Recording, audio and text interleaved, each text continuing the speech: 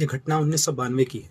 इस घटना के माध्यम से पता चलता है कि प्रचार कितना महत्वपूर्ण है। इसलिए आपसे विनती है कि इस वीडियो को पूरा देखिएगा। हंगरी की डोरा अपने मित्र के साथ हरे कृष्ण सेंटर में जाती है और वहाँ संकीर्तन में भाग लेती है। शुरू में तो उसे आनंद नहीं आता, किंतु बाद में उसे अच्छा लगने लगता है और वापस आते वक्त वो एक पुस्तक खरीदती है, the science of self realisation. कुछ समय बाद वो घर में पुस्तक को भूल जाती है कहीं पर रख के। एक सप्ताह बाद उसकी माँ देखती है और माँ कहती है, उसे खूब डांट लगाती है कि हम लोग कैथलिक हैं, हम लोग ईसाई हैं, हमें ये सब पुस्तकें नहीं पढ़नी चाहिए, ये हरे कृष्ण वाले ब्रेन वॉश करते हैं, इस पुस्तक को फेंक दो। उनकी दादी भी वहीं होती है। दादी कहती है, और वो बड़ी कैथलिक होती हैं और वो कहती हैं कि तुम इस पुस्तक को फेंक दो, इस पुस्तक की कोई आवश्यकता नहीं है। और कुछ दिनों बाद एक घटना घटती है। वो डोरा अपनी दादी और अपनी माँ को आपस में चर्चा करते हुए देखते हैं।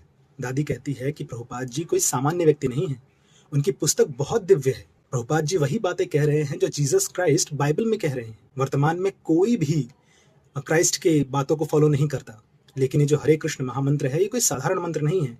हम सभी को इसे गंभीरता पूर्वक लेना चाहिए। उसके बाद उनकी दादी का जीवन पूर्णतया बदल गया। दादी पास के नामहट्ट सेंटर में जाने लगी। उन्होंने जब कैसे करते हैं सीख लिया। उन्होंने अपनी पूरी पेंशन लगा दी श्रीमद् भागवतम का सेट खरीदने में। जब भी समय मिलता वो प्रभुपाद की पुस्तकें पढ़ती थी। एक दिन सब कुछ बदल गया। श्रील प्रभुपाद जी उनके स्वप्न में आए और उसके पश्चात वो और अधिक उत्साहमयी हो गई। उनका पूरा दिनचर्या सिर्फ और सिर्फ उसमें कृष्ण ही होते थे।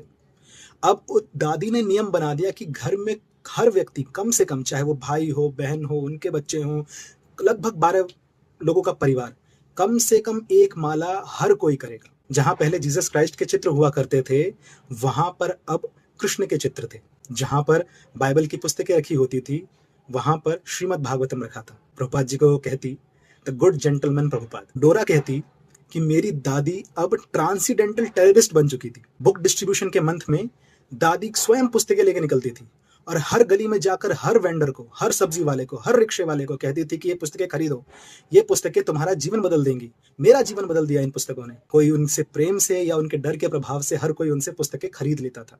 वो प्रभुपाद जी की फोटो से बातें करती थी। ऐसी दिव्य स्थिति हम भारतीय भी इस पे नहीं पहुंच पाते, सिर्फ और सिर्फ प्रचार की महिमा से, बुक डिस्ट्रीब्यूशन की महिमा से। डोरा शिवराम महाराज से पूछती है पत्र में कि प्रभुपाद किस तरह के व्यक्ति थे। निसंदेह वो कृष्ण को, चैतन्य महाप्रभु को बहुत प्रिय होंगे, अन्यथा वो इतना प्रचार कैसे कर पाते।